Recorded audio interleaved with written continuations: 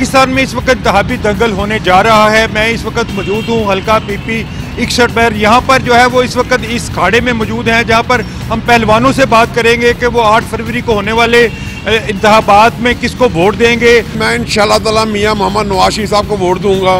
हमारे हल्के PP 61 में इमरान खालिद भट्ट साहब MPA के टिकट पे उम्मीदवार हैं, तो इंशाल्लाह हम शेर पे मोहर लगाएं। ये वोट इंशाल्लाह इमरान खान का ये सच्चे बंदे का वोट है। झूठे बंदे 2 नंबर बंदे भज जाने वाले बंदे का मेरे को वोट नहीं है। मैं इमरान खान का फैन हाँ। हम वोट उसको देंगे जो गरीबों का अच्छा सोचेगा, हम उसको वोट देंगे। हम मियां नवाज शरीफ साहब को, हम नवाज शरीफ को मोहर लगाएंगे। वो महल्ले का काम करवाता है, आगे भी काम करवाया था उसने। नवाज शरीफ को वोट देंगे। क्या वजह? वो हमारे लिए अच्छा, हम उन लिए अच्छे हैं। जी, गुजरांवाला के पहलवानों ने तो अपना फैसला सुना दिया।